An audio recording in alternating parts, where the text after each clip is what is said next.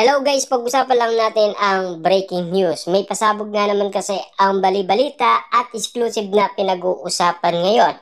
Wow! Magbabalikan, sure na. First love ni Kat yan. And Katniel Project yan, sure na sure na.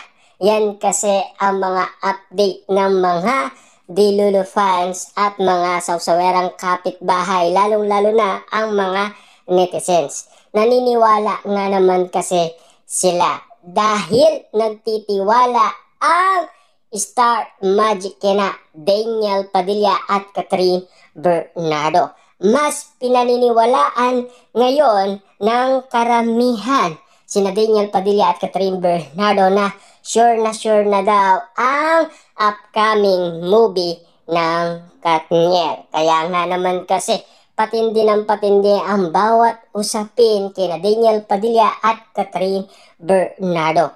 Marami na ang nagtitiwala kina Daniel Padilla at Catherine Bernardo. Hanggang ngayon kasi sila na lang ang pinag-uusapan. Parang lumalabo na ang usapin Mayor Mark Alcala at Catherine Bernardo. Ang tanging naniniwala na lang sa isyong Mayor Mark Alcala at Catherine Bernardo, Ogie Diaz na lang.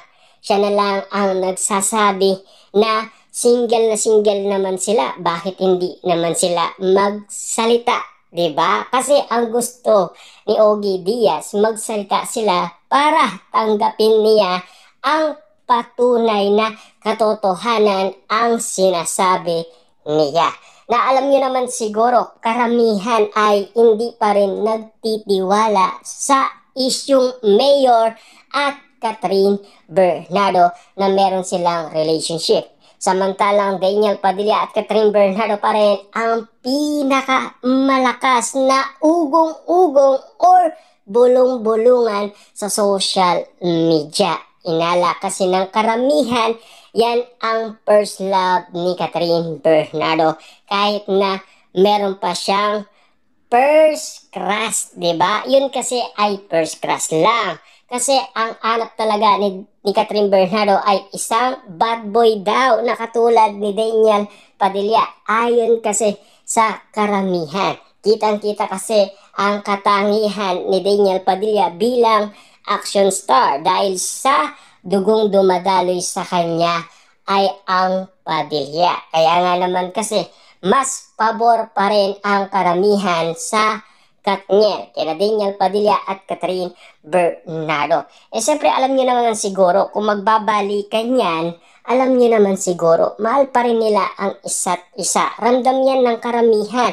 Nagpipredict na nga naman kasi ang karamihan, lalong-lalo na noong nagparamdam ang dalawa. Akala kasi ng karamihan nagkabalikan na at lalong-lalo na inahabol-habol ni Catherine Bernardo si Daniel Padilla. Noon, si Daniel Padilla ang gumagawa niya. Kabaligtaran ang sitwasyon na nangyayari ngayon kina Daniel Padilla at Catherine Bernardo dahil napansin na ng karamihan ang bawat lungkot ni Daniel Padilla at Catherine Bernardo dahil ulila nga naman sila sa pagmamahalan. Sabik na kasi sila sa yakap sa isa't isa. Lalong-lalo na sa pag-amin ng dalawa.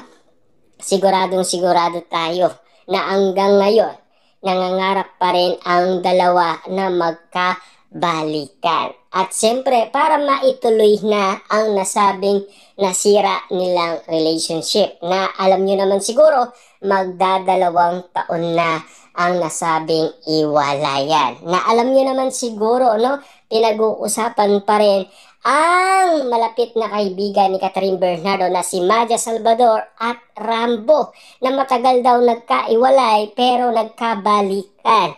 Pero ito ang bongga, ikinasal pa at nagkaroon ng anak. Malay daw natin, baka sakaling tularan ng Katniel ang nangyari umano kina Maja Salvador at Rambo. Yan kasi kung bakit nga naman kasi pinipilit ng karamihan sina Catherine Bernardo at Daniel Padilla. Ibig sabihin, talagang kaabang-abang na ang next project ni Daniel Padilla. Ang comeback na pasabog ng Katniel magbabalik nga ba? Dahil alam niyo naman siguro na una nang pinag-usapan ang collaboration project ni Daniel Padilla at Catherine Bernardo. Lalong-lalo na sinabi yan sa atin ni Sian Gasa. Kaso nga lang, ang kwento ni Sian Gasa ay hindi malinaw. Kaya inalam natin sa balita. Ayon kasi sa solid source ng balita, nagkita sina Daniel Padilla at Catherine Bernardo hindi para magkabalikan, kundi pag-usapan ang nasabing project ng Katniel. Dahil sa sinasabi ni Daniel Padilla na muli ang susuyuin si Catherine Bernardo para makagawa ng movie. Pero pinipilit pa rin ni Daniel Padilla magkaroon ng balikan. Kaso nga lang, dinedma ni Catherine Bernardo. Ayon kasi sa balita. Kaso may balita na si Catherine Bernardo naman ang sumusuyo kay Daniel Padilla. Kaso nga lang, dinedma rin ni Daniel Padilla si Catherine Bernardo. Kaso, ganyan ang mga resulta. Inala kasi ng iba, naka-move on na ang dalawa. Hindi nila alam, inaabol-abol pa rin nila ang isa't isa hanggang ngayon. Siyempre, alam niyo naman siguro, love na love yan ni Daniel Padilla. Kasi ganito ang eksenang nangyari yan. Simula sa ABS-CBN Ball 2025, pinag-usapan na sina Daniel Padilla at Catherine Bernardo. Pinag-usapan na ang promotion ng Katniel at sinasabi nga naman kasi habol ng habol itong Daniel Padilla at pinagtanggol pa kay Kyle. Yan kasi ang atid ng balita noon sa atin na talagang kinilig ang karamihan, lalong-lalo na ang mga Delulu fans na Katniel fans, kina Daniel Padilla at Catherine Bernardo. Baka nga naman kasi meron pang pagtingin daw si Daniel Padilla at Catherine Bernardo sa isa't isa. Or baka kinilig daw si Catherine Bernardo at natats daw sa ginawa ni Daniel Padilla. Samantalang may larawan si Catherine Bernardo at Daniel Padilla sa isa't isa na magkatabi sa upuan noong nangyari ang ABS-CBN Ball 2025 na talagang sinabi sa atin ang katotohanan na nangyari, di ba?